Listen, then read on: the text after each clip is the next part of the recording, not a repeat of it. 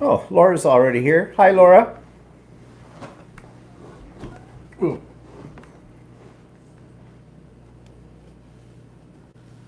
Okay, we'll just wait to see who else is going to join us.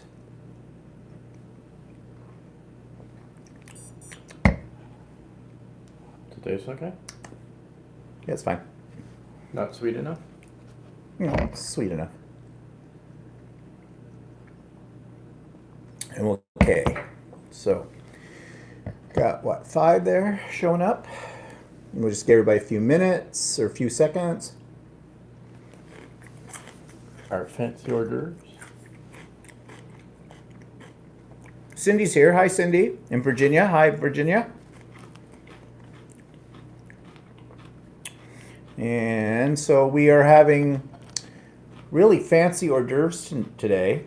Stale bread with cheese on it and celery with cheese whiz on it. Real exotic. That's stale bread. That was last night's bread, isn't it? Oh, well. Mel's here. Hi, Mel. Hi, Chris.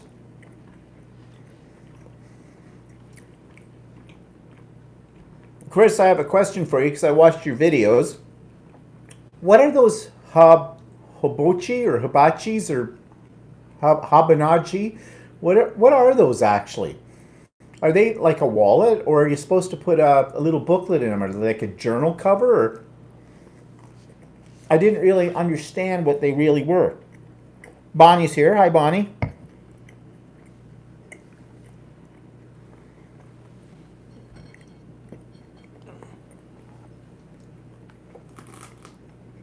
And I suppose we can get started. So we're having one of Walter's famous fancy drinks from frozen fruit. What fruit was it? Was that mango, strawberry? Mango, strawberry, and peach all together. That's why it's a nice orange color. Oh, it's not mango, it's mangled. Mangled fruit drink. So, Surprise. yeah, what surprise. And these fancy hors d'oeuvres, celery with cheese whiz. Oh, yum. Okay. They are a Japanese planner / diary. Oh, okay. I thought they were probably some kind of planner, but I noticed that they had looked like a spot to put credit cards or cards in the side of them. Oh, Andy's here. Hi, Andy.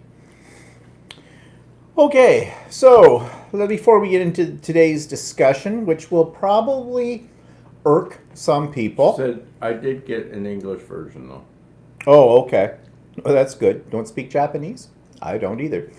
So update on my mother. Yeah, she's still alive. The paper's amazing. Oh, that comes in it. Okay. Well, they look nice. Mm-hmm. Yeah, I just got off the phone from my mother. Same old over at the home. Actually, I tried to phone her a couple of times this week, and she never bothered to answer her phone. So today, I was surprised she actually answered the phone. So that's a good thing. And that's about all there is to say about my mother. We are going over there, well, for our usual weekly visit, but we're going twice this week because on Thursday night they're having their annual Christmas event. And so I think my sister and my brother-in-law are going to, and possibly my niece if she's not working. So we'll be over for the festivities for that. 'Tis the season. And let's see what else. Why did I write sewing class?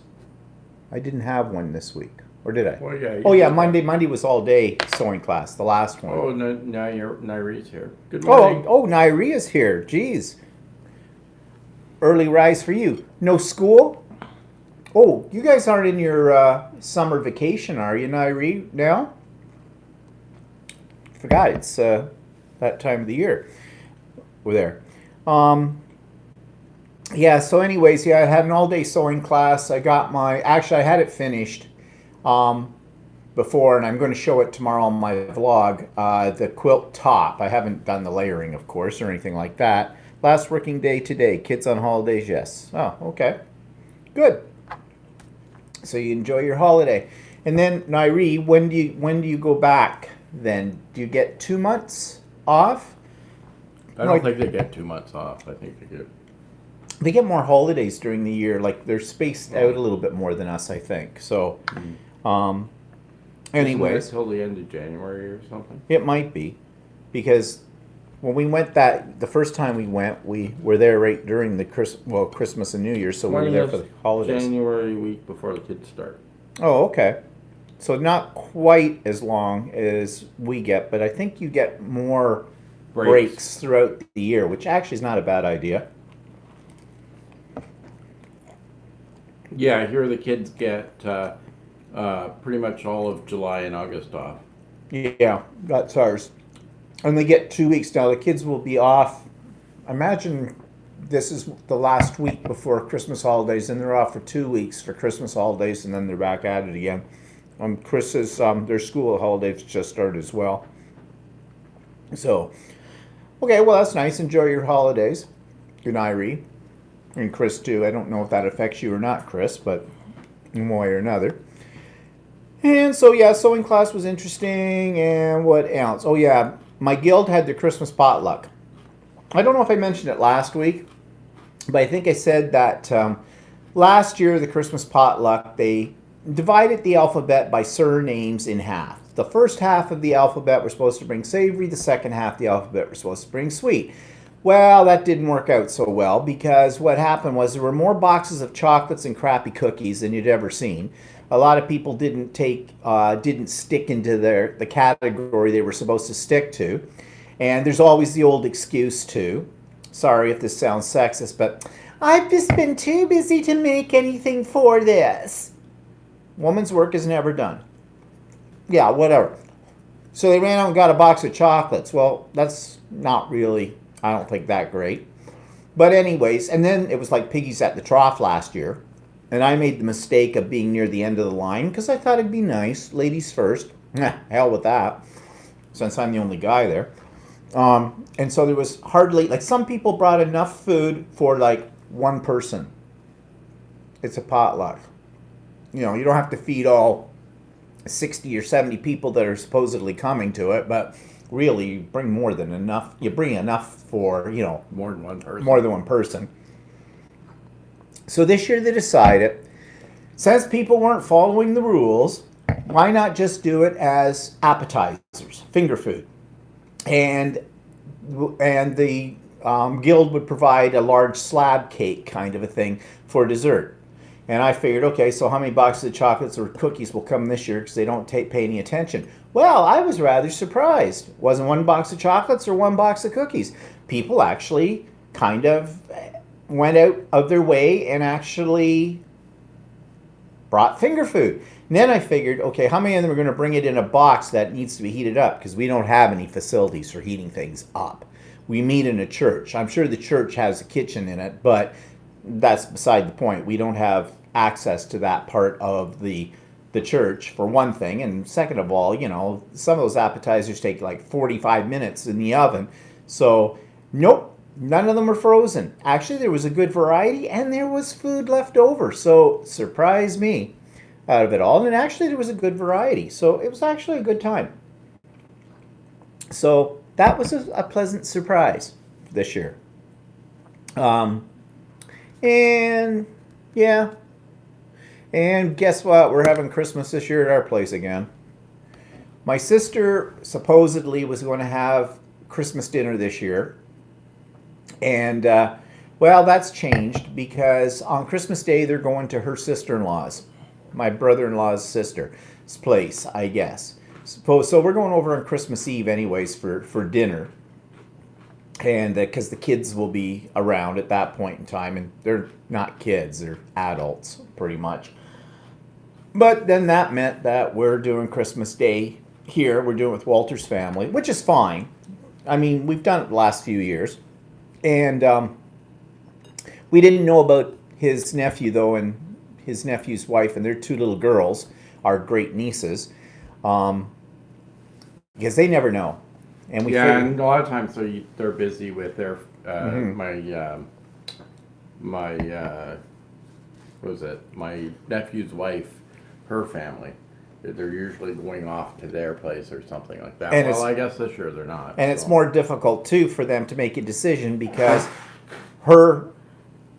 his nephew's wife, her parents are divorced, And so sometimes they ended up having to go to a couple of different households for Christmas. So they never know. But this year they're coming too. So then begs the question, I said, okay, that means that we have a dining room table upstairs, but it'll only hold about, well, I can get 8 around it, but there'd be 9 of us counting the kids. So I'm thinking, well, I have my mother's dining room table, which all collapses down into something that sits off in a corner. I can pull that out. I did it last year and set that up because it's bigger, but that means we have to bring everything downstairs. So you're up and down, up and down, up and down. And the next day I pay for it because I feel like really sore.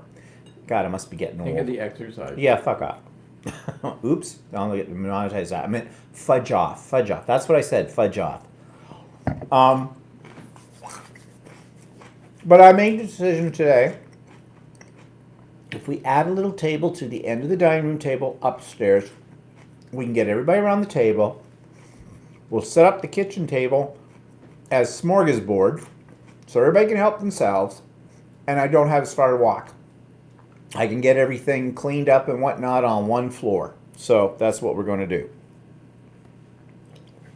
That's right, I did, Chris. I said fudge or something that sounded very much like it. Sometimes with my Canadian accent, it might sound a little different. That's all. A Yeah. boot. A boot, yeah, a boot. Would a boot that, eh? Anyways, so yeah, we'll have them all, and it's fine. I mean, I don't mind having them all here. It's better than I sitting mean, it around. doesn't really make that much difference whether you're cooking for like No. 5 or 10. No, it doesn't matter for that. I mean, I'm not worried about that anyways. We already got the bird, so a few other things we have to get. His sister goes, well, you always have too many appetizers. Well, this year I'm cutting back on the appetizers. And of course, it's easier this year because his brother-in-law is diabetic, so we can't make anything with sugar. Well, that's not a problem for us because we use stevia. And stevia is fine. He can have that. But my sister, if she's here, she can't stand stevia in anything. Which, She doesn't want anything that's fake yeah, that's what she says. in her cooking. Whereas stevia is actually kind of Well, natural. it's a natural. It comes from plants. Anyway, she doesn't want any kind of fake. She won't even let her kids drink, what do you call it, diet soda. And they should. And as according to her, sugar's much better. Yeah, well, End up making a bunch of stuff with sugar in it, a bunch of stuff with stevia in it. so now, with my sister not coming, we can make everything with stevia, and that'll be fine. We don't have to worry then. So, trying to please all the people is not easy. Yeah, that's all that's going on this week. Chris says, we are not putting up a tree or decorations here. Can't be bothered as we're going to our daughter's Christmas Day. Yeah. Well, we did that for a few years. There was a couple of years in a row where we managed to arrange it so we weren't here at Christmas. Yeah, We were someplace warmer. like Australia. Yeah. And there was one year we were in Florida. And that was great. Didn't put up any decorations either. Didn't have to worry about it. But last couple of years, we haven't been able to do that arrangement. Well, it's so expensive. The problem is that it's all holidays here as well. And you go anywhere and it costs an arm and a leg to go at Christmas time, Christmas and New Year's. It did too when we were in Yeah. Australia, so.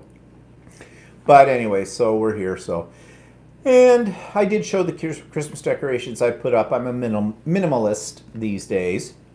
What are you doing? Oh, It's a that's paper kind of clip. true. Okay, fine. It's a paper clip. Never seen one? Stevia also helps. Prevent tooth decay. Yeah, I guess it probably would. So anyways, we're having Christmas and that'll be fine. So what else is newsworthy? Well, our teachers here are ramping things up. They've had, I think next week they have their third one-day strike action. That not every school board is doing strike action at the same time. They're sort of rotating them, just getting the government warmed up. But now they're they're waiting for the other three unions, which are all teachers unions too, like the elementary school teachers, the Catholic school teachers, and I'm not sure who the fourth one is. They keep saying there's a fourth one. I'm not sure what that one is, unless that's what they call the French schools, the francophone or whatever schools. Yeah, I forgot about them. And they're all have different timelines for when they can legally strike, but they'll all merge eventually together. And I think that's what they're going to do. I think they're all going to go out at the same time. So that would be very effective. But of course, the government's not backing down right now. And the teachers' unions have taken them to court, saying that they put up on public sector workers, which teachers fall under, they put a cap on how much they can get as a raise, and the teachers are saying that that's unconstitutional, and they're taking them to court about it. But the problem is, you take them to court, but it could be in the courts for years. And the teachers aren't asking for, they put a 1% cap on what they can ask for. The teachers are asking for the cost of living, that's all. And really the whole negotiation thing and the contract thing is not about teachers' pay. It's about class sizes, it's about support systems for the kids that the government wants to cut. The government wants to increase class sizes. So there's a big fight about to happen. Ironically, the legislature is not sitting now. They were finished on Friday for the Christmas break. And the Christmas break and for them... they're not going until... They're coming till about March. Till February. Is it February they're coming back in? So who knows how that's going to work. Yeah, Laura says, go teachers, stick it to Ford, for sure. Andy, how old is your puppy now? Oh, 14-month-old ball of energy. She's not putting up any decorations because her boxer puppy would bring the tree in. Oh, I missed that part. Oh, okay. Yeah, I remember when we had Cleo. The first Christmas we had with Cleo. She never tried to climb it, but she'd knock she wrecked a lot of the glass balls we had at one point in time. We went to plastic, and we stopped putting them on the lower branches, and that kept her, and when she got older, she didn't really care anymore. Yeah, well, a lot of teachers here do that too. Teachers have to buy their own materials, including whiteboard markers. Yeah, well, we didn't have to buy our own whiteboard markers, but we usually ended up doing that because the whiteboard markers, anyways, you use them once, and they run out. They're so bloody cheap. They dry up real quick. I liked the good old days of chalkboards, but apparently chalk dust is carcinogenic or something like that. So I don't know. Anybody said I have to pick up my daughter up, so we'll pick this up again. Okay, see you later, Chris. I had a Siamese cat who would take a flying leap into the tree. Yeah, my mother's cats. My dad used to have to anchor the tree to the wall with wire because the cats, one of them especially, Willie, he was the wilder of the two cats. He used to try to climb it. And Cleo, she just got to the point where she just kind of lay under it because when it was upstairs here, it was near a fireplace, and she liked that. It was nice and comfy and warm, and she could hide behind the presents. Oh yeah, you never put curly ribbon on presents either because kitties like to eat curly ribbon. And of course it makes taking out their litter, cleaning their litter box interesting because everything comes in its own little packaging with little tinsel on it. But anyways, so yeah, the teachers, we'll see what happens with that. Of course I support them, have to, I was one. What are we watching? On Netflix we're watching something called V is in the letter V, Wars. It's a vampire thingy kind of. Little different kind of vampire thing. No, not your traditional vampires. These ones get a disease or something and it turns them into these bloodsuckers or something. It's not bad. I had to anchor my tree with rope to the corner bookshelf. Yeah. A friend of mine, he says that his cat goes up to the very top of their tree and hangs there and then it can't get down. And he has to pluck it out from the branches. Well, that other friend of hers that just has a new cat posted on Facebook, Carla. Oh, why bother with ornaments when you have a cat? And you saw a picture of the cat peering through the branches of the tree. Yeah, well, her cat's pretty much a young cat too. Yeah. But what can you do? Okay, So, this week's topic is about, I call it, it's the giving season. Everybody wants money from you. You go Christmas shopping, you go to the liquor store, whatever, they're all standing out there with their hand out, waiting for a donation for something or other. And I'm sure if you gave a donation to every one of them you came across when you're out doing Christmas shopping and all that kind of stuff, you would be in the poorhouse. And I don't really have anything against charities, but I did some research, and there is one charity, and if you watched my vlog earlier in the week, is B&D here? No. Hi, Brenda. If you watched my vlog earlier this week, there's one charity in particular, which I will come to in today's discussion, we will come to and talk about it, that we definitely don't support. But before we get to that, I just thought it would be interesting to look up a few things, and I did today. What are you doing? Pouring another drink. Oh. You know, in Canada, we have many, many charities.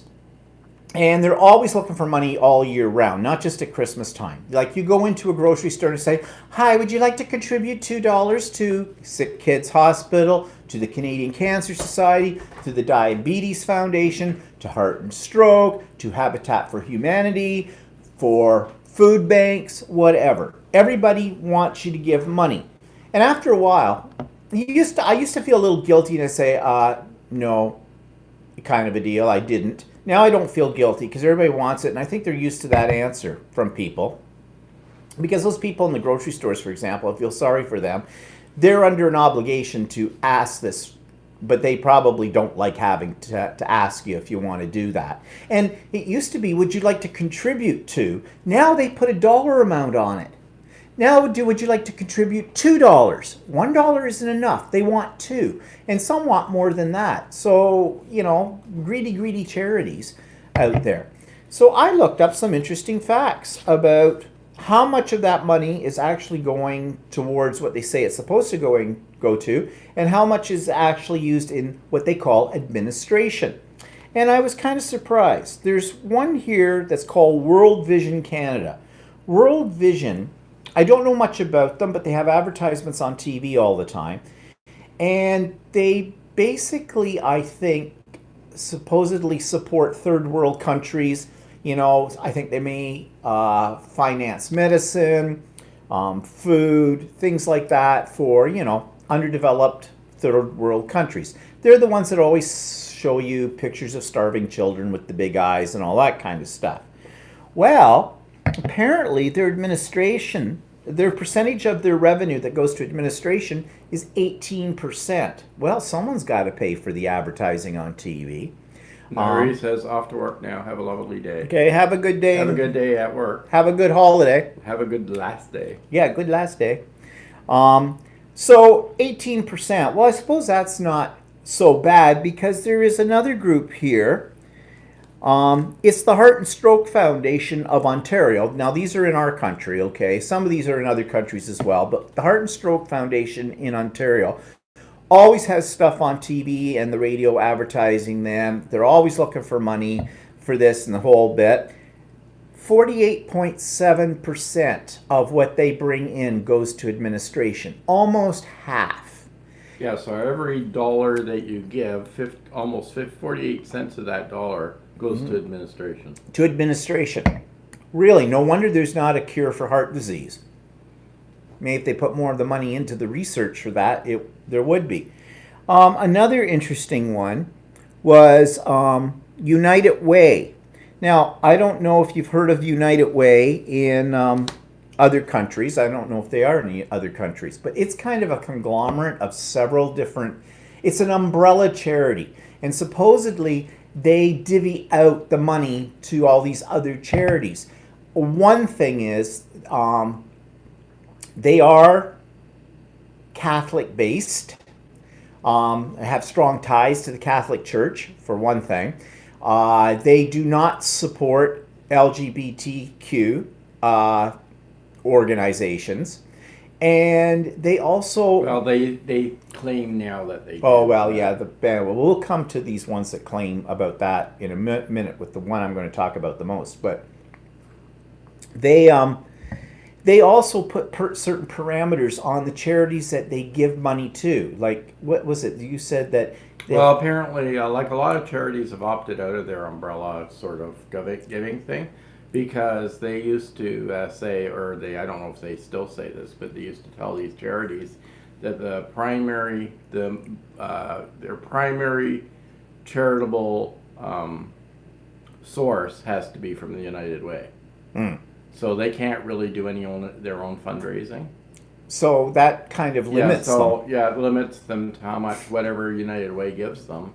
It limits how much their funds are. So a lot of these places have decided it's more beneficial to them to opt out of the United Way and just do their own fundraising. Well, I know when I was a teacher, every year the United Way campaign would be in the school, and they used to give us pledge cards.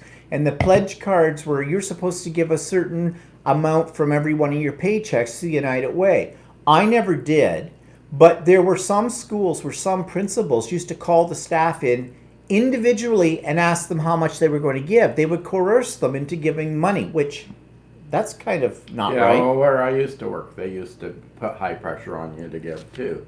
But then the last few years, the company that I worked for stopped supporting the United Way, and it just thought it would be better for them to, since they were a property assessment thing, to support Habitat for Humanity as their main charity. So Yeah. And then there was another one that was pretty high on here. Oh, yeah. The Canadian Cancer Society. 42% of what they bring in goes to administration. No wonder we don't have a cure for cancer yet, because most of the money is going to administration. And the Canadian Cancer Society, they're buggers. If they have like runs and bike things throughout the year, you just can't. They don't want you to give them $5, $10, $20. If you want to get involved in one of those marathons or whatever they are, like Run for the Cure and stuff like that, you can have a team, but you have to have a minimum of like a couple of $1,000 to enter into it. And I know that my old school was really big every year. They did the Run for the Cure, and or Relay for Life. That's what they call it, Relay for Life. It was the Canadian Cancer Society.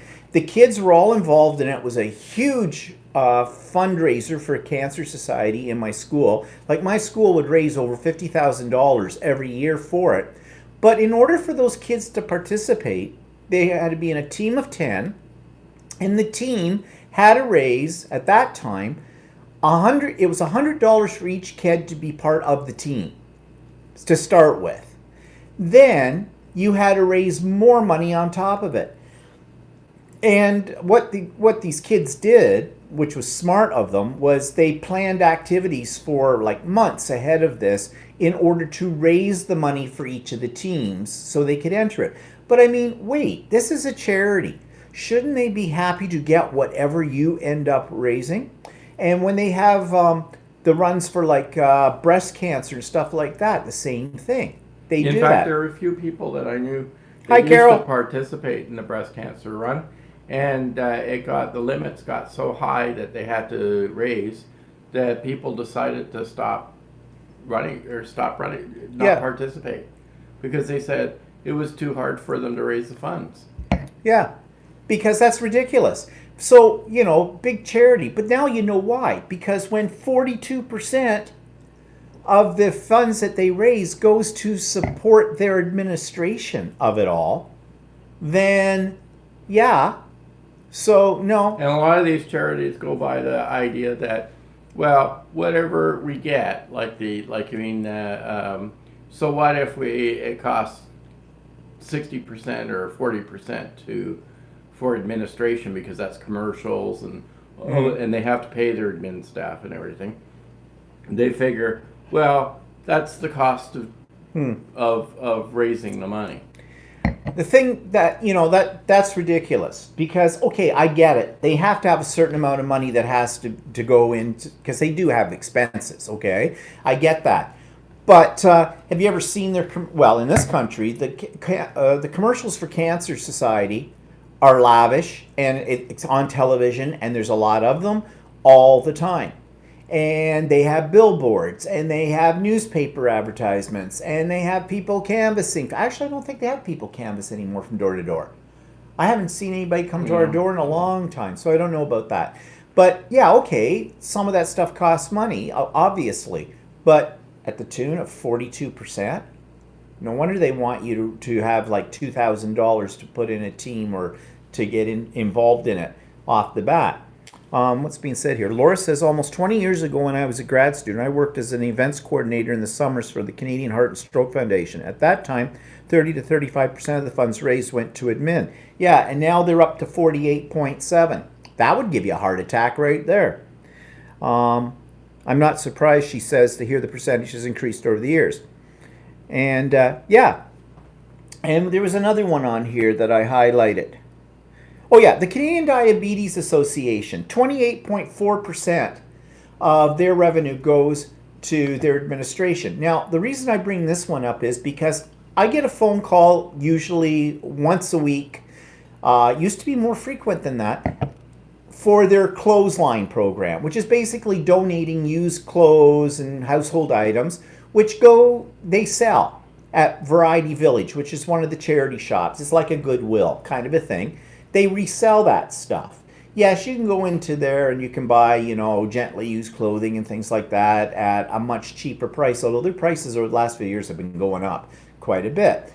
Well, I don't have anything against that, but they're constantly bugging me for stuff. Like, what do they think? I clean out my closet every other day and wear something once?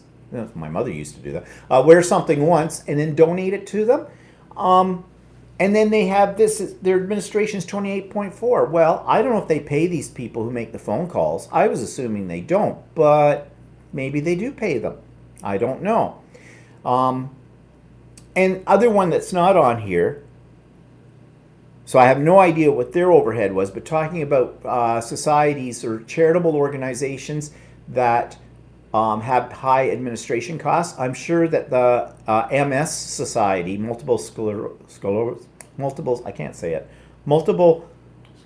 That's it, sclerosis society. They used to send me packets in the mail that were like nice stationery and stuff like that, and they wanted you to get your friends involved and actually get money from your friends, get them to pledge money from that. And I did it once, and I said I would never do it again because basically they were playing on the guilt thing. If you ask and you ask your friends probably won't say no to you.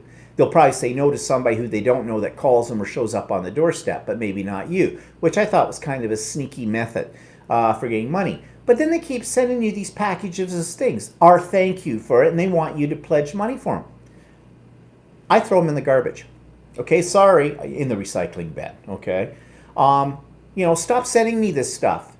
And that's told them, and and they keep saying, yeah, the amount that they're wasting on this, because I'm probably not the only one that pitches this stuff, or maybe some people keep it and use it, but they don't send them any money. That's a waste of money. And that's all part of the administration costs. So anyways, I thought those were some interesting statistics. There are a few other ones on here, but yeah, the Canadian National Institute for the Blind, 39.3% goes to administration. Well, white canes and seeing eye dogs, I suppose, are expensive. I'm being facetious. United Israel Appeal of Canada. I've never heard of them, but 29.5%. Okay, I just thought of something that I cannot say. Never mind.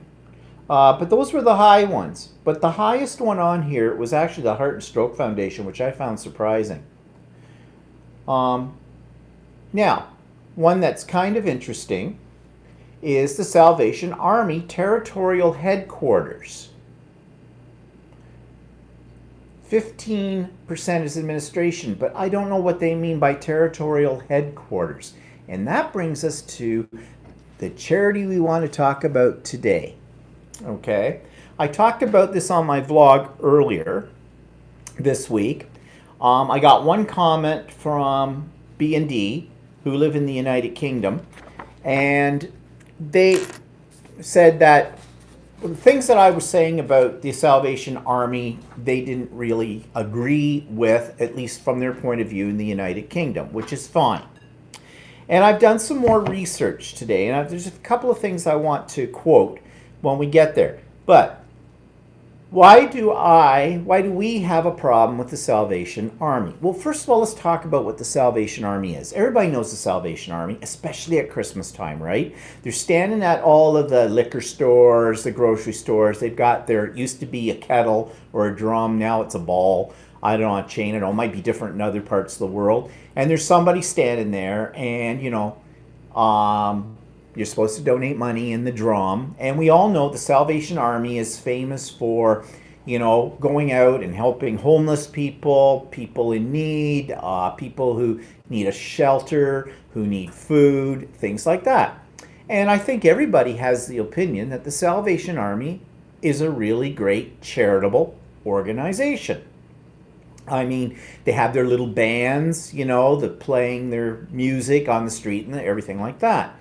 Well, a few years ago, that was the impression I had of the Salvation Army anyways. And they've been around for over 100 years as well. They got started in the United Kingdom, actually, I found today when I was doing some research.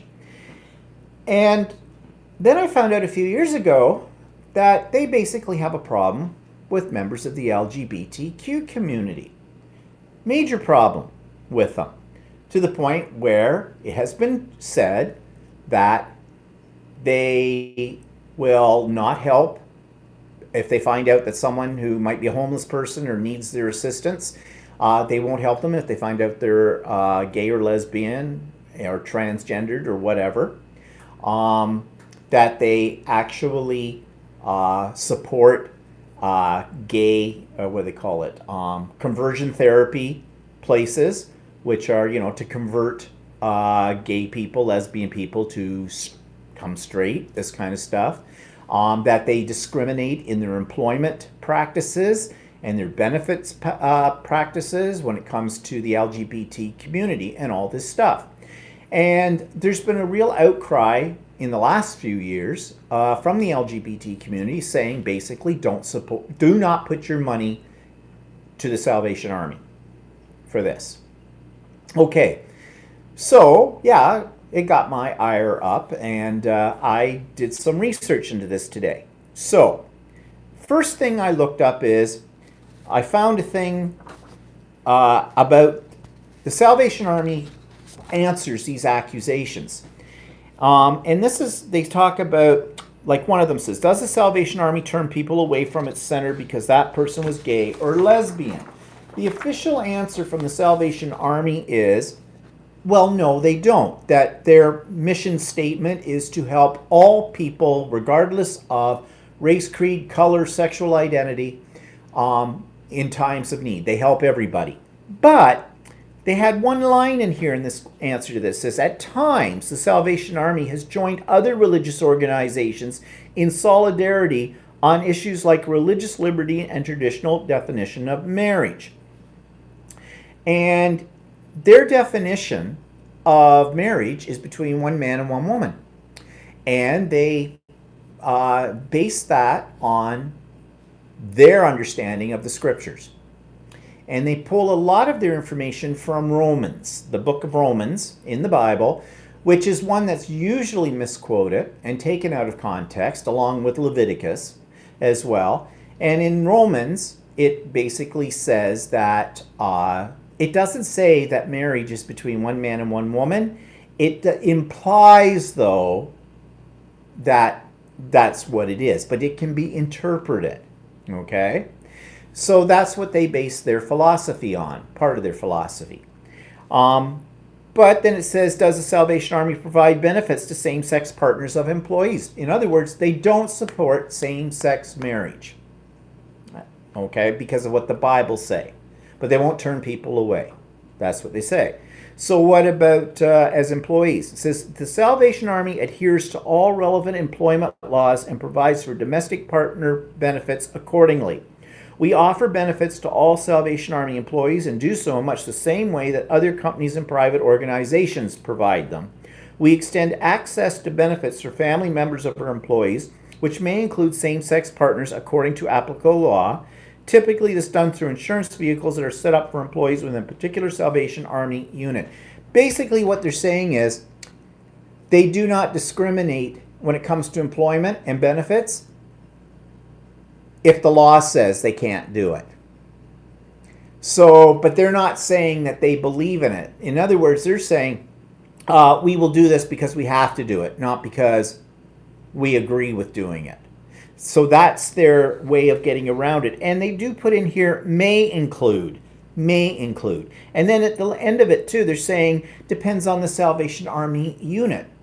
You know, branches of the Salvation Army in different cities or Yeah, well, towns. I suppose the ones in Canada, they have to, but I suppose another In the States, they in don't. other countries where it isn't law, you don't have to. Yeah, So Carol says the ASPCA, whatever that is. I don't know what that is. SP. Get $852,000 a year. It's better to give your money to the local shelter, better usage. I'm not sure what the ASPCA is, but there must be something in the States. I don't know. I don't think we have something. It may be, we may have an equivalent, whatever that is. You have to tell us, Carol, what that really is. Prevention of cruelty to animals. ASPCA. Oh, okay. I thought it was just called the Prevention SPCA. of cruelty to animals. Yeah. Okay. Yeah. Oh, that's interesting to know.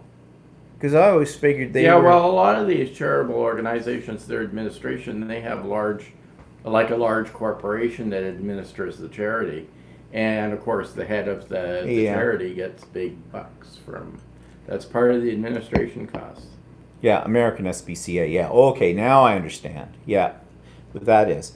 Yeah, so yeah, it would be interesting to know what the CEOs of all of these charitable organizations make.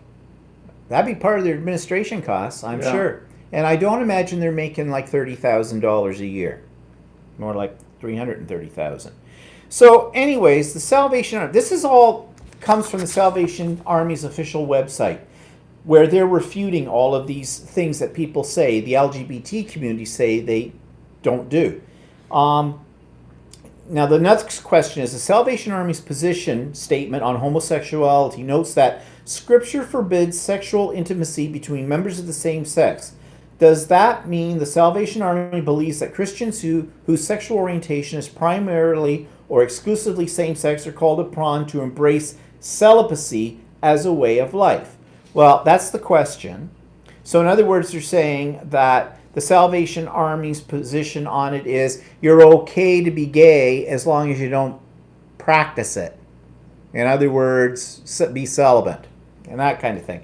Well, their answer to that is the position statement also notes that there is no scriptural support for demeaning or mistreating anyone for reason of his or her sexual orientation, among other things. So it is important to look at the statement in its full context.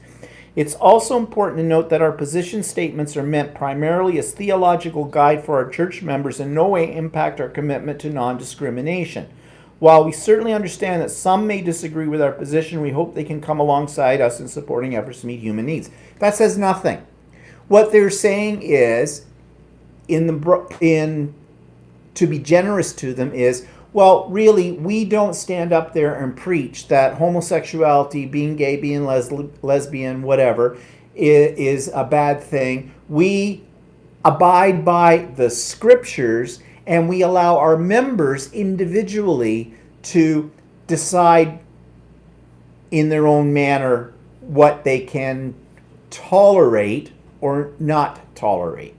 Well, that's a cop-out, because their mission statement right in it says that they obey the scriptures, but they interpret the scriptures. Okay? And their interpretation of the scriptures is that being gay or lesbian or transgendered is an abomination. So, really, they're just using semantics here to make it sound like that they're being supportive. They're not supportive. There's another thing here that they said. Oh yeah, as recently as 2012, the Supreme Court ruled unanimously. Now this is in the States, in favor of the so-called ministerial exception rule, which affirms the right of churches to hire individuals for religious positions whose values are consistent with church doctrine. This had everything to do with maintaining our unique character as a church and nothing to do with discriminating in hiring. So now they're blaming it on the government and government's regulations. And so what they're really saying here is that they're a church and the law allows them to discriminate legally. Now that's in the States. That is not here in Canada. We do not have a law that supports supports a religious group to discriminate. It goes against our human rights code, and that kind of thing. But that's in the States. Now, I do know there was some controversy about that, and I don't know if that was overruled or not, because there was something not so long ago and something that I listened to that comes from the States, and they were talking about this thing, and I think it might have gotten overruled somewhere. Either it was at a state level or at the federal level, I'm not sure. But that's a cop-out right there. They're saying, well, again, the government says this is what we need to do or what we can do. So we're just being law-abiding citizens. But a key thing in there is that they're not a charity. They're actually not a charity. They are a church. They call themselves a church. They are a religious group, and they are Christian. Okay? And here's where the problem lies for the LGBT community. Christians, fundamentalist, evangelistic, especially Christians, are definitely anti-LGBTQ. They are part of that group. So why should my money go to a group that says I'm an abomination? The other Even issue, if they do redistribute the money to yeah, other people, however, they redistribute it, or they support. I feel bad for the people that on the other end that actually need the money, but then on the other hand, I'm supporting their church. yeah.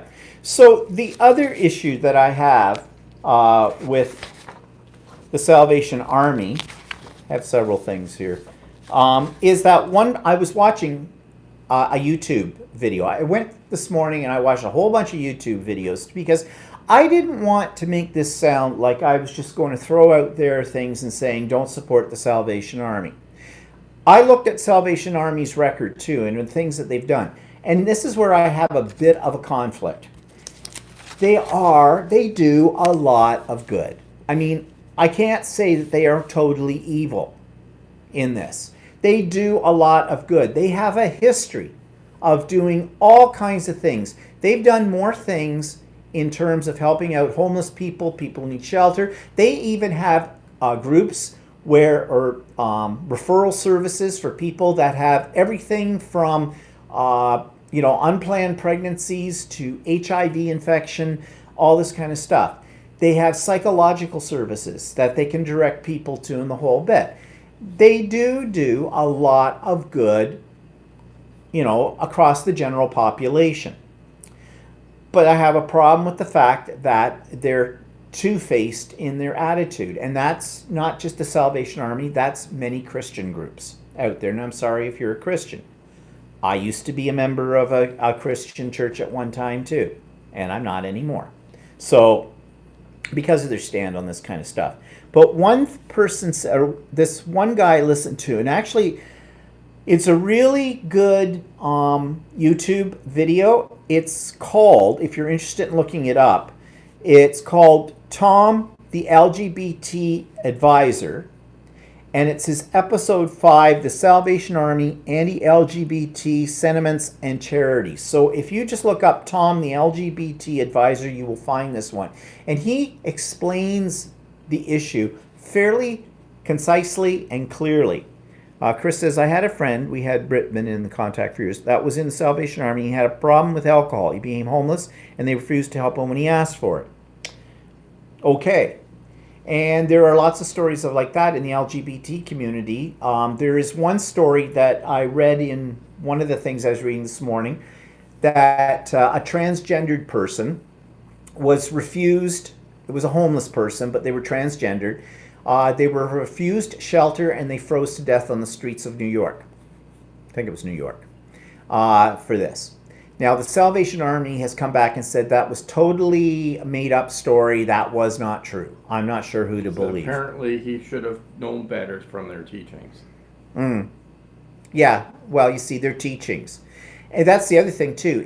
If people who are homeless and that, and they go in and they get fed by the Salvation Army, there's a price to be paid.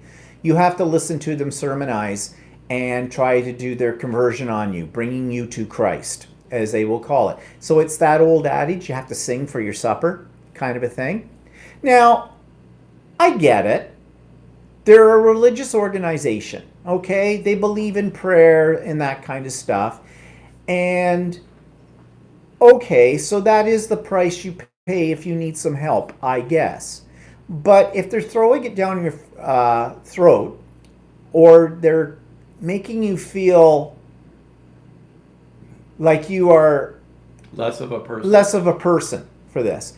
I mean, there was a report too that I read that apparently if you're transgendered, they have a big issue with transgendered people because, again, that's an abomination because God assigned you a certain sexual identity or a certain gender, and you're going against God's wishes on this.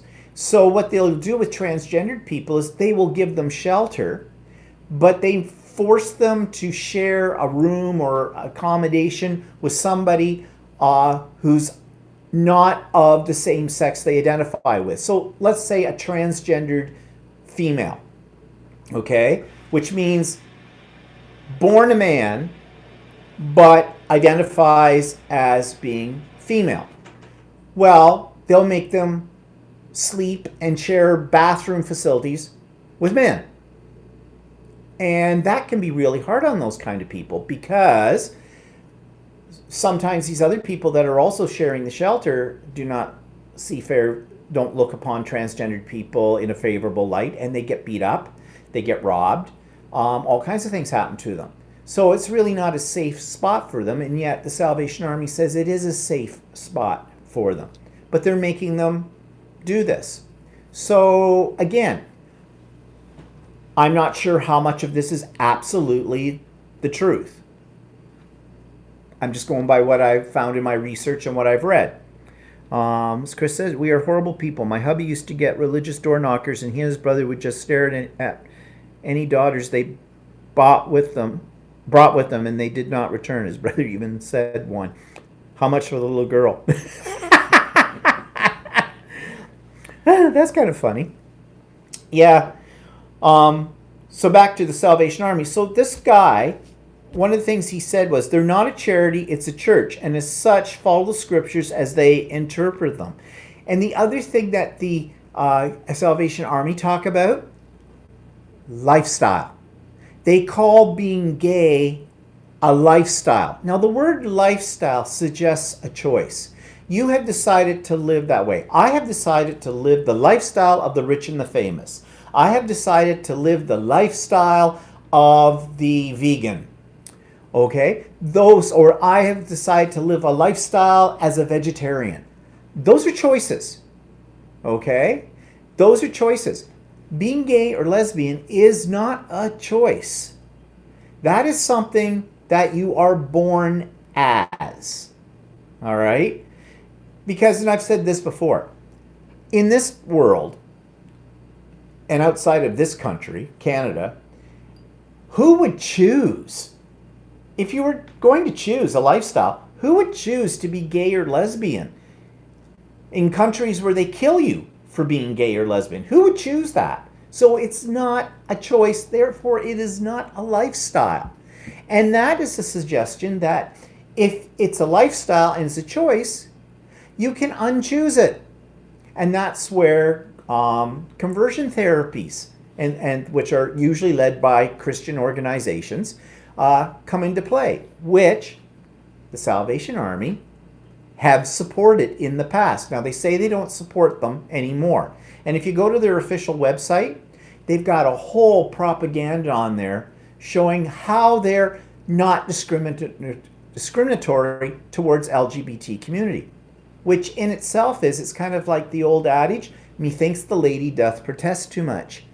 People who put up a big stink about what they're not, that they're, against the tide of popular opinion, means that they've got something to hide. So at least that's the way I interpret it. I said only if I could talk first. An hour later, he said he had to go when we moved. Oh wait, I missed something here.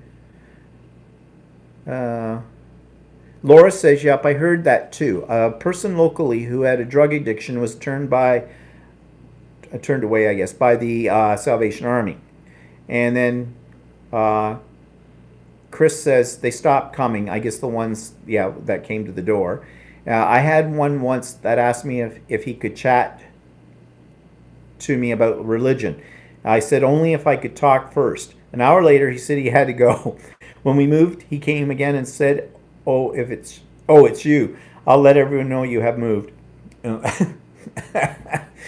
Well, I mean, I have been nasty to Jehovah's Witnesses, but they're a different breed altogether again. Because they used to come here to the door, and one time I think I said, they said, I said, yeah, I know who you are. I'm a Presbyterian. That's when I used to go to church. And they said, we talk to Presbyterians. I said, well, I don't talk to you. And I shut the door in their face. Then they went out, and they stood in our driveway, had a little prayer, and we never saw them again. I think they must have made it known to others that the devil was living at our place. So, whatever. We got blacklisted. Yeah, we got blacklisted by the Jehovah's Witness. Not that I'm upset about that. So, this thing again about the lifestyle. So what do you do with something like that, with the Salvation Army? And I've got mixed feelings about them, because I really do think if we get rid of the gay lesbian thing, I really think they do a lot of good things. I'm not completely down on them, because I think, and also look at 15% in Canada anyways goes to administration.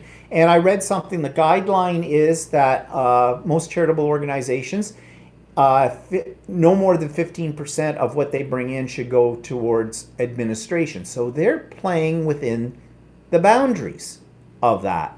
So that says something positive about them as well. But here's the problem I've got. They haven't convinced me yet that they have seen the error of their ways, and that they no longer discriminate against LGBTQ community members. And I don't think that's ever going to change. So I would rather give, it's fine that a lot of people will give to them, Mm-hmm. but I would rather give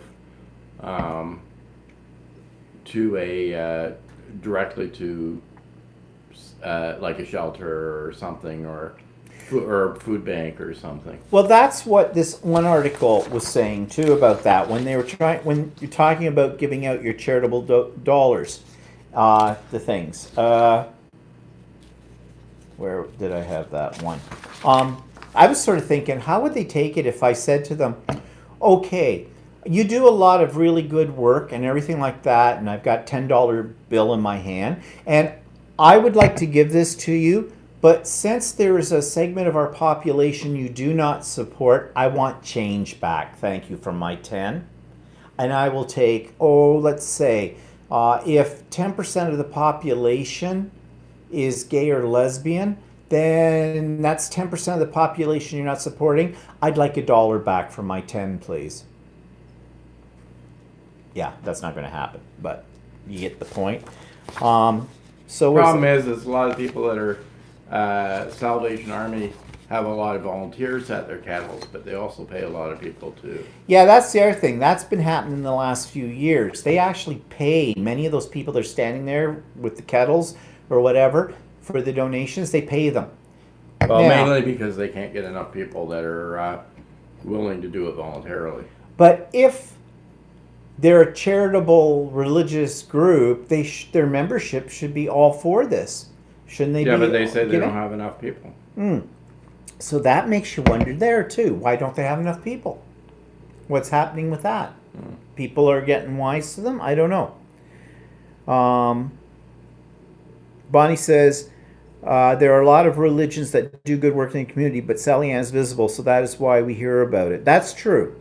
That's true. I mean, most churches in our area have programs this time of the year where they adopt some families that are, can't afford to have a decent Christmas kind of a thing. I know our church used to do that. There used to be something called the Good Samaritan or something project at my old church where every year they fill shoe boxes with personal hygienic products, and these were shipped overseas to, well, I think mostly they went to countries, poor areas of Africa and things like that. But yeah, lots of churches do that. Virginia says donate to a local food bank. I know it stays in their community, and we should do our research before gifting the money. And that is exactly true. And that's exactly what this is. This is the article. Before you give, check out a charity's ratings. And it said here, the tips: find a charity whose mission you believe in, for one thing. So in other words, just because it's Salvation Army, like Walter says, give your money to somebody else. I don't believe in the Salvation Army enough, so I'll give it to something else. Make sure it's a legitimate, reputable charity. That's true too, because there's a lot of people this time of the year that are taking your money and posing as a charity, and they're not a charity. And you're not sure, they make it sound good. I've had people come to the door with weird names. They got little badges and everything, make it look real official, but they're not really a charity. They're a scam. And of course, we all know about scams through the telephone and your computer, right? Determine how your donation will be used. So, there's nothing wrong with saying if when you're out there, okay, excuse me, but this money that I'm giving you, where does this go? And don't sit there and just get a pat answer.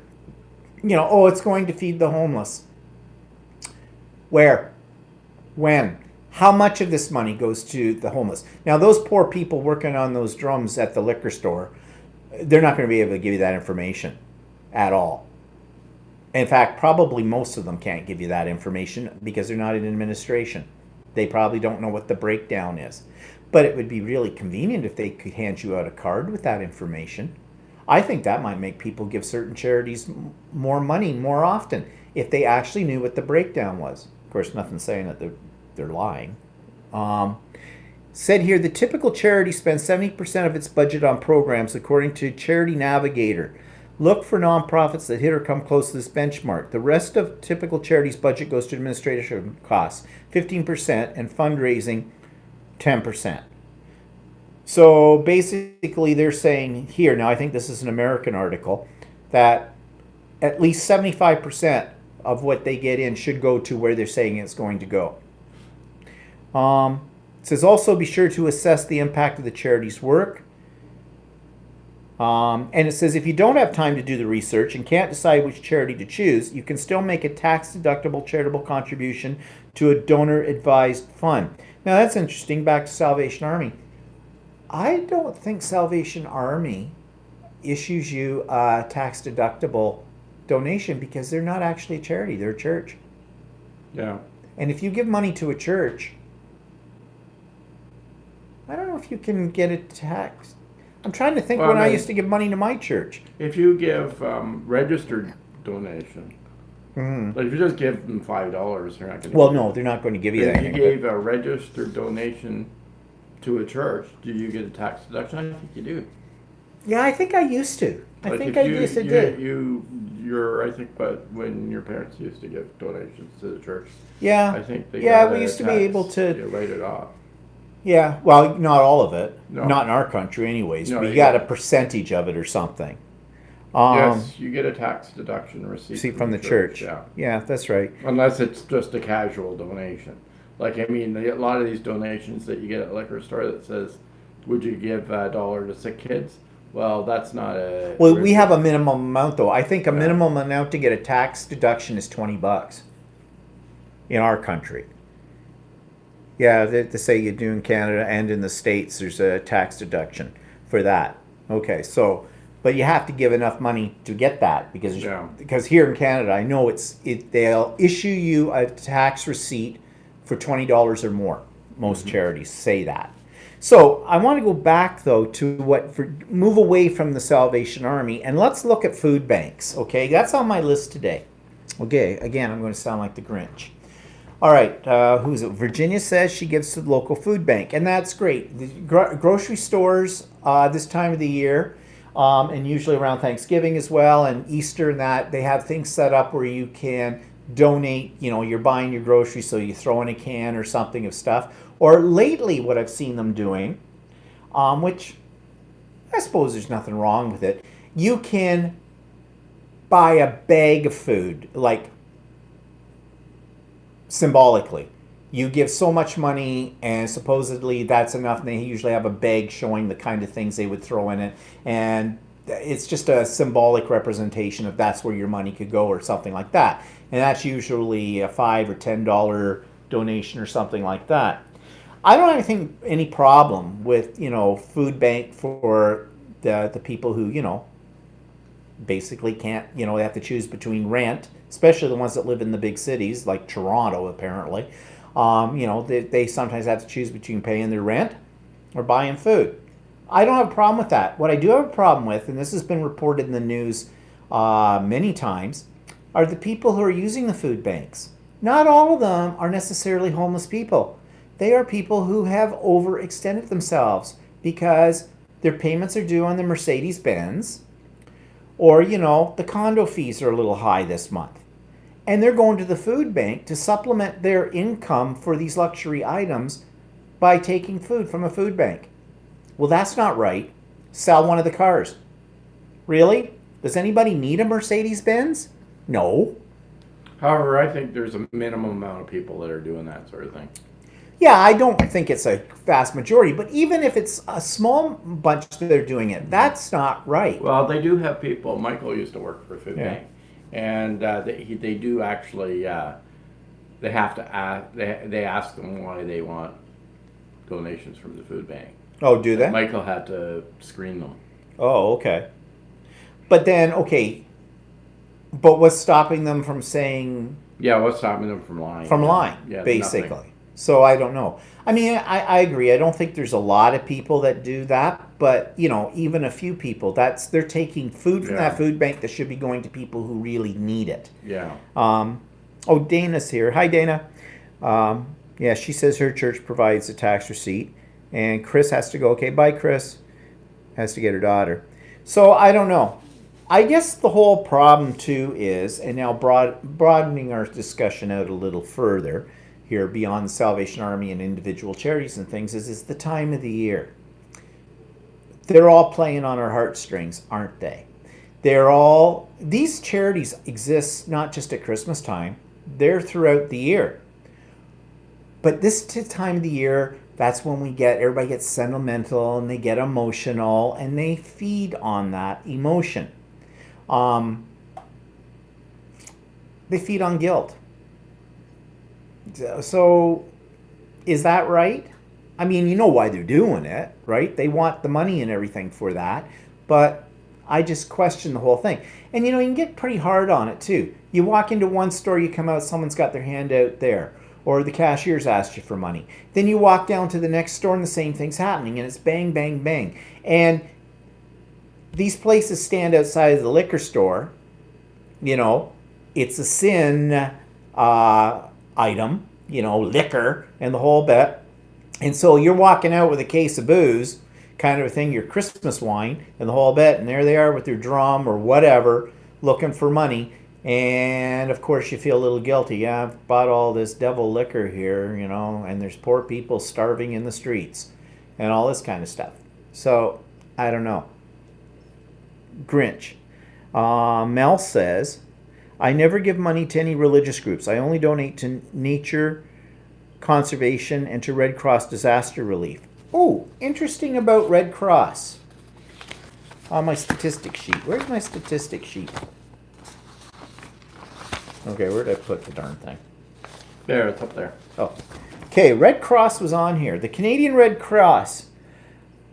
Whoa. Guess we should donate to the Canadian Red Cross. Under administration, oh no, they're not telling you. They said when they were surveyed for how much goes to administration, not available. That's interesting. And their revenue was $197,908. Oh, wait. That's probably in the millions. No, that's in the millions, the way they've done it here, revenue and that, so that's in like 1.9 million or something. Percentage from government. Oh, I didn't notice this, what they get from the government. They get 22.2% of their funds from the government. They have 1.4 or 14 million dollars. I don't know how to read this. Assets in hundreds of thousands of dollars. So $144,005. Is that what that means, or does it mean that's really in the millions? I don't know. They have assets though of 144,000. No, they must have more assets than that. I think it's 1.44 million. Yeah, that must be how that works. So, yeah. That's interesting. The percentage of their revenue for administration is NA, which means, I would assume, Yeah, they're not telling available. you. They're not telling you. Interesting. I don't know about that. Hi, Anita. Religious groups, I think, are touchy. If it's not a church or religious group you're affiliated with, if it's one you don't know anything about, I wouldn't give them money either. Because you don't know what they're doing with it. And this day and age, with the way they are in terms of how they behave towards Says in LGBT Finland, community. Mel says in Finland, 15% goes to administration. Red Cross. Oh, in Red Cross, yeah. I would imagine, I don't know how much it would go for administration, but Red Cross doesn't seem to have a lot of campaigns. No, you don't. You know, You don't see other them standing than- out there looking for other money. than if the disaster occurs, Yeah. they're looking for donations. But Yeah, so I don't know. I don't really have any feelings about the Red Cross. I guess that's because you always think of the Red Cross taking blood, but they don't do that anymore. Now that's Blood Services Canada or something. Probably still part of the Red Cross. They just changed the name after the big scandal with HIV or blood that was tainted or something. I don't know, back 20 years ago or something or other that happened. I don't know. It's one of the reasons why I don't like Christmas. Everybody got their hand out, and they're making you. And what I don't like, they always have their hand out, okay, every year. Charities do. What I don't like is because at Christmas time, you really feel bad about not giving them anything. Okay? Makes you feel bad because you're being a real Grinch, and they make you feel that way. So, anyways, that was what today's discussion was about charities. What else have we? No. No, I guess that was about all that I could think of to say about charities anyways. But I wanted to bring up the Salvation Army one because I brought it up in my vlog. And I thought, well, I should do a little bit more research and see. And now I'm just very confused about the Salvation Army. But I'm not giving them any money. It's up to them to convince me that I should give them money. Okay, so what else? Anything new? Do you want to talk about? no, not really. I can't think of anything else to really discuss right at this moment in time. Next week. Yeah, when is Christmas? It's 10 It's- days from now. Well, it's on a Wednesday. Yeah, okay, it's on a Wednesday. It's on a Wednesday, so it doesn't interfere with one of our lives. So next week, what do you want to talk about? I don't Santa know. Claus? Yes, Virginia. Oh, we have Virginia on here. There is a Santa Claus. I don't know. Maybe we'll talk next week about Christmas traditions or something like that. Oh, how about, Kathy says, how about the quilt you just finished?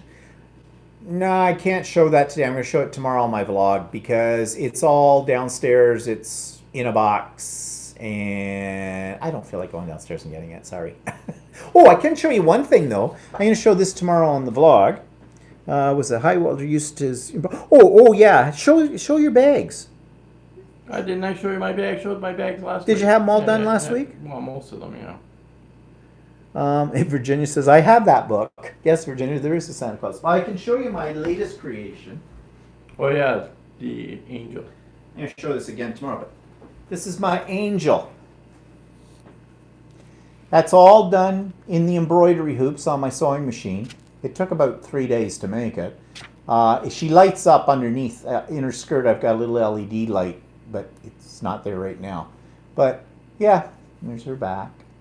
She's got long hair.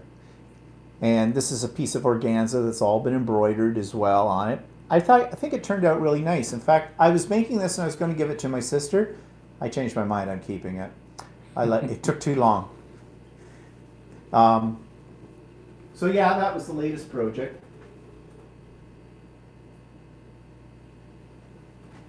And what's what people saying? Beautiful. Yeah, they take a long time to make, but they're kind of fun to make. I like doing that. Walter hasn't done much on his embroidery machine yet. No. You should. I'm still busy doing bags. Yeah, he's the bag king. Yeah, so I guess I can't think of anything else to talk about today.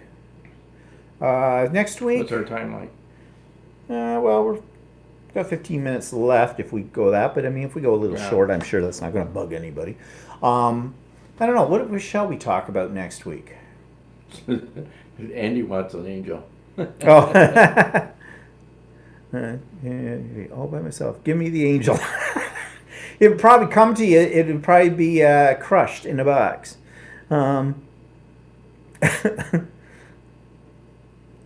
Yeah, so I don't know what else we can talk about. Okay, next week we'll. I know what we can talk about next week, if people are interested. Next Saturday is our anniversary. Yeah, 36 years. And What's pissing Walter off? Not much. oh, who knows? Lots of things piss him off. Backed into a telephone pole. Oh yeah. We went to a place that's called Len Mills, which means nothing to most of you, but it's a crappy place. They advertise all the time. They have fabric. Photograph the embroidery machine doing this thing. Where are you saying this? So it's Dana. Oh, Dana. Yeah. Well, Dana's on the Quilters Oh yeah, okay. thing too. So much fun to sit and watch the embroidery machine do it. Yeah. Well, Dana, you've got a 550 E or a 500 E Janome. Yeah, you know what they say, Kathy. The first 50 years are the hardest. Yeah, so we might be going out for dinner next Saturday night. We have gift certificates for the keg. Keg could be a bit of a zoo, but it might not be. It's the 21st. They may be all, their Christmas parties may be over. Now they're all doing the last minute shopping thing. So we could talk about 36 years of Bliss. hell. Whatever. I don't know. We'll come up with something. Anyways, we can talk about. Or if you guys have got suggestions. Oh, okay. So I forget who it was that was suggesting it, but wanted to do Happy Mail. Well, no one sent me anything or never sent me a request to send an address. Presley's not here. Oh, Presley's not here. Yeah, where's Presley? Disappeared. Oh. Thanks, Laura. Thanks, Anita. Thanks, Kathy. Thank everybody. So. I have a birthday this week. Oh, Anita. Happy birthday, Cheryl. That's Anita. That's Anita. Okay. Yeah, Cherry A is Anita. Okay. I have birthday this week. Oh, Anita, what? How many? What? 29 for the 5th time? Around.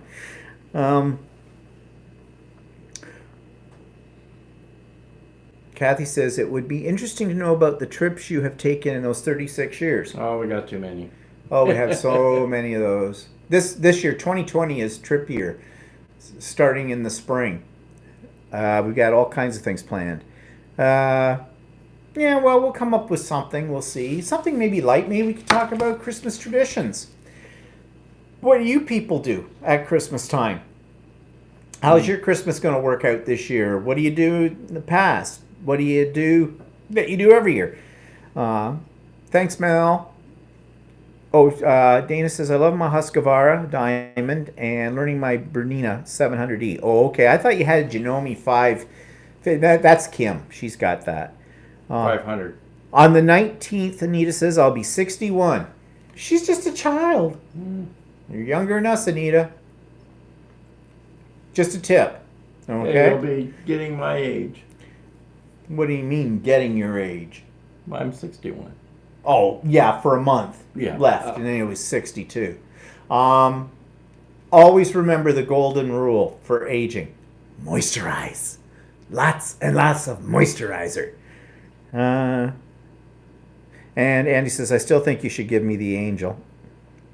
I don't know. What do you give me in return? Hey, with that took me that much time, you got to earn it, girl. New comment coming up here. You're seeing them before I am. Here it is. No, I'm He not. says, I saw the perfect pillow at Hallmark this week, and a quote was, I'll be home for Christmas, and next week I'll be in therapy. Yeah. Yeah, there's a lot of people. There's what we could talk about. A lot of people, it's actually a sad time of year. For Yeah, a it lot of is. people. It is a sad time People for you. that don't really have a lot of family or anything like that. Yeah, that might be next year. Yeah, it could be next week's topic. Hmm. Why I want to commit suicide at Christmas. There's a cheery topic for next week. Yeah. No, I don't think we'll go that route. That's not good. My undying friendship. Not enough. Sorry. Anyways, I think we should go now because we're just rambling around Yeah, here yeah. anyways. But, okay, everybody. So check out my vlog tomorrow. How many of you actually do check out my vlog? I never know. I'll be showing the quilt, and I'll be showing some other things, and I'm not sure what I'm going to talk about, what's pissing me off, but it's something. And Cindy says, I do. I do what? Watch your vlog. Oh, okay. Had to think about that. Thanks, Cindy. One out of it. Have a great day. Love your blog today. Oh, Laura watches it too. Okay. All right, guys. We got to go because we're just rambling now. So have a good week. Yeah. And we'll see you next week. And tune into my vlog tomorrow. And bye-bye. Say bye, Bye-bye. Walter. I got to hit the right button.